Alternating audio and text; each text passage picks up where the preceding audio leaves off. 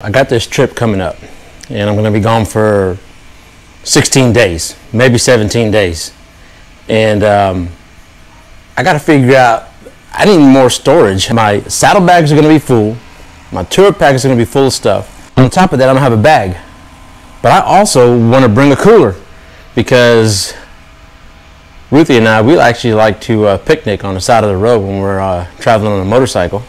And keeping my food cool and my drinks cold, I'm going to make a luggage rack for my bike. Yeah, I know I can buy it, and it's probably going to be a lot easier to go that route. But let's face it, I'm Paul, and I do things the complicated way.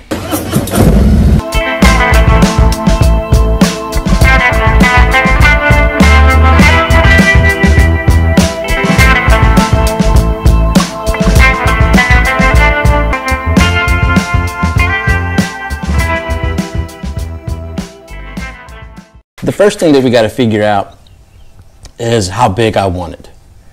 And mainly, I just want it large enough to carry an ice chest that I have. But I am going to go off some basic measurements that I found online. Show Chrome sells a carrier rack, and it's something like 10 by 16 or something like that. And I think I'm just going to go with that footprint. Now, here's the reason why I'm building it. I've read some reviews online on a lot of different motorcycle carriers. Is that when they're riding, and depending on where they go into a parking lot or little dips, is that hitch, because it sticks out about this much, hits the ground, drags it. There was even one review on Amazon where the guy dropped his bike because it got hung up. Hitch carrier that I'm going to make, I'm actually going to have it come out. It's going to come up at least a few inches and then out. Give me a little bit more clearance, a little more of that departure angle, you know, just in case. You never know. But let's get started.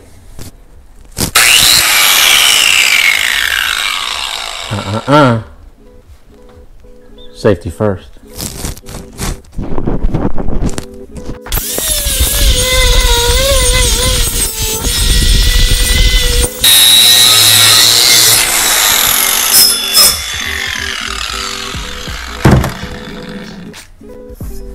Let's go see if it fits into the hitch.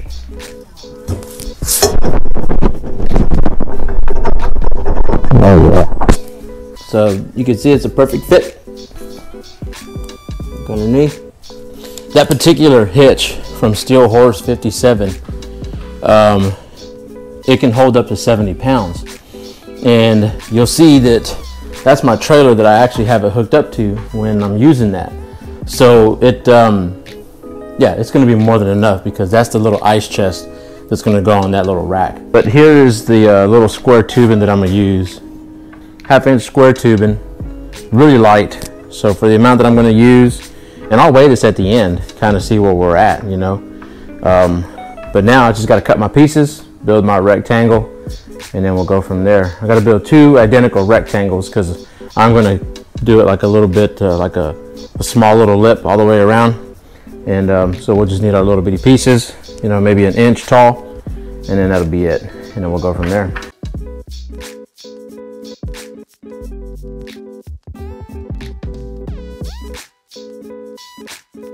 So basically what I want is it to be 16 inches wide, and then it's going to be 10.5 inches deep, okay? And then of course 1/2 inch all the way around is the square tubing. Now the corners though, I want the corners, you know, beveled like this, because if you kind of happen to walk around, it's already going to hurt if you hit this corner, but imagine hitting this corner. It's going to hurt even worse. It's always good if you can draw it out ahead of time before you start cutting everything. And but if you can draw it out on a scale 1 to 1, that's even better, because now you'll see that I have this ice chest as well. And then my go-to, which is this one. So I got all my pieces cut. I do need to grind these down just a little bit to make them fit the right angle. But that's easy because I'll just put it on that belt sander right there with the correct angle, and then I'll grind them just right. But after that, we're going ahead and fit everything. I need to cut the little braces that go between the top and the bottom rack, and as well as the parts that go on the bottom rack. And then that's pretty much it. And then tack it, weld it, and then we'll start working on that piece back there.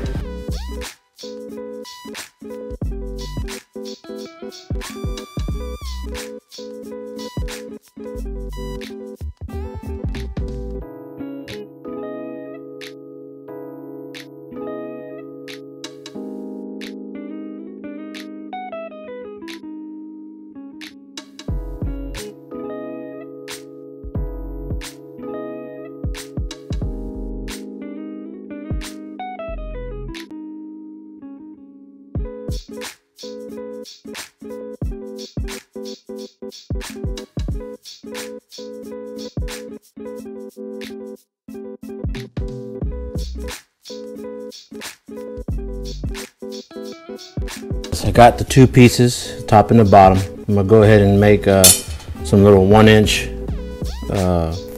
braces right here, and so that'll give me a little bit of lip, right? And I'll probably do 1, 2, 3, 4, 5, 6. So 6 total 1-inch pieces. Weld those up, and then I'll do 3 bars across the bottom, and then that's what's gonna hold the cooler in place. This is the rack. Let me flip it around really quick. I'm gonna pull it out of the clamp actually. I'd say it's probably be about 5 pounds maybe right now. And that'll pretty much go just like that. I'm gonna cut it here, raise it up, and then it's gonna come back out.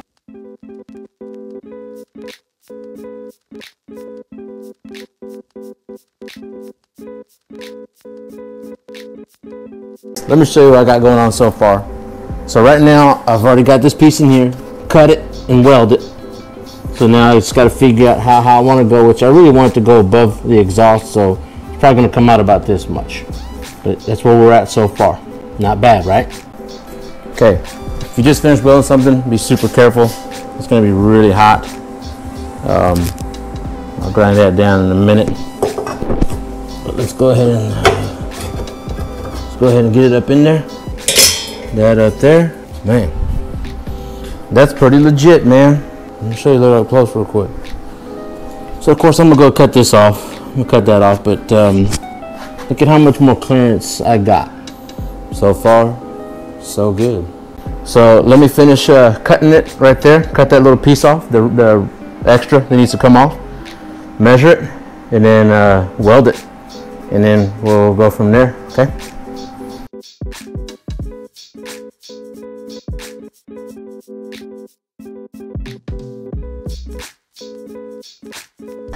It's all welded up. I got 2 more tabs to weld, but let me show you.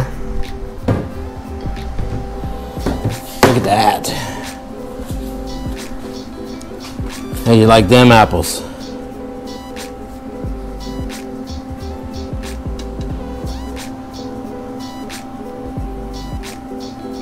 All right, let's just move on to the little fine details. I won't bore you with that part, but I'll come back when I get ready to powder coat. One last little weld. 2 last little welds. There we go.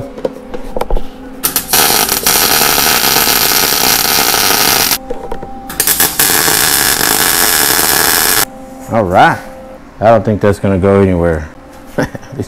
We'll find out.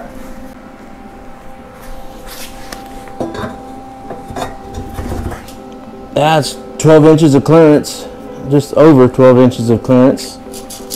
Not bad. I dig it. Looks pretty good. Makes the bike look longer, that's for sure. I'm pretty happy with it, man. It's pretty awesome. See, so far I'm in it about 40 bucks in the little 1/2-inch square tubing. I scored the 1 1/4 inch square tubing for free. I already had the tools. Yeah, so man, it's not bad.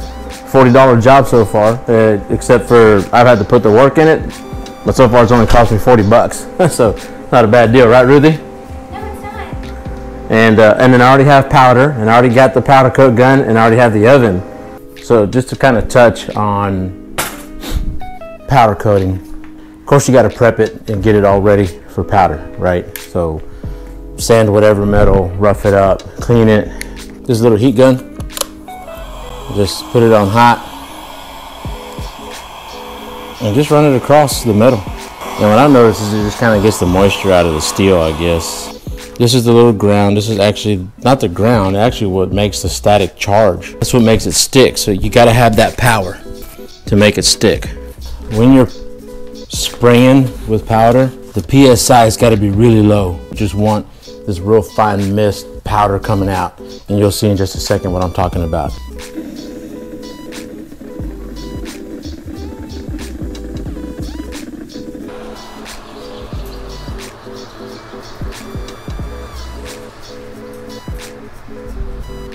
Check it out. What? That is super shiny. But look at that. Wow. So there you have it. This is the Paw on the Run Adventure Rack. So just right to hold all my stuff. My cooler mainly, maybe even a barbecue pit or a little grill. I do have this foldable grill that I could probably stick on there, you know. But man, that's pretty good though. That turned out good. I can't complain, especially for the fact that this thing barely fit inside that that oven. But look at it again. Is it perfect? No, by no means. But it's a pretty good job, I could tell you that. Let's go stick it in the bike, see what it looks like, okay? Oh, let's see.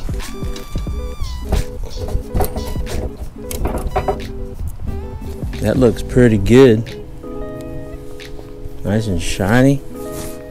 Looks brand new. It's been about 4 or 5 days since I actually finished the little luggage carrier for the back of my motorcycle, but I did need some extra light. So I went ahead and found this LED light kit, and it's actually from Kurt, and they're auxiliary LED indicator lights. And if you look at that picture right there, you can see what it's meant for. It's actually for the luggage carriers that go on the back of SUVs or cars that have hitches. Now I went ahead and installed it already, but let me kind of show you just what I did.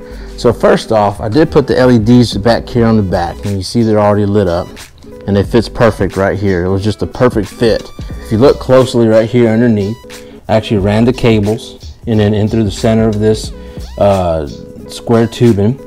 Drilled a hole at the bottom right here. I put a rubber grommet, cable comes out, and then a zip tie right here, and then there's my wire harness that you see right there, okay?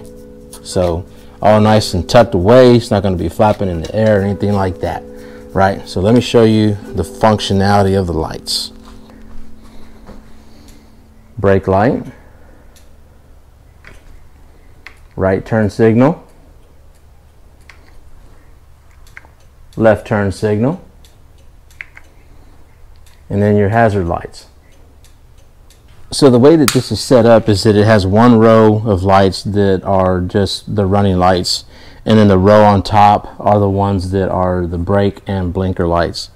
Now I will say this is for a 4-pin trailer connector, but on my bike I have the Kuriakin trailer harness adapter that integrates, you know, with these lights, and it allows it, because you know that the way these lights are is where they're built in with the turn signal and brake, okay? So you're gonna have to have that in order to do this. You just can't wire these lights into the bike. You gotta have that adapter, and like I said, I bought mine from Kuriakin. I'll put a link in the description so you can see which one I'm using. Just let me know what you think of this little project.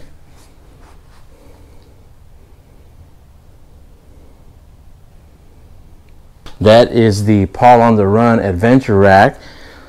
Maybe you'll see it in a store near you, who knows? But definitely I would appreciate it if you subscribe to my channel, like this video, and share it. You know, somebody might find this useful. They might want to tackle this project for themselves, or they might want to get in touch with me and have me make one for them.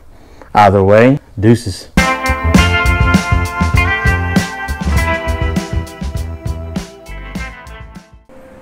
What was that powder coating?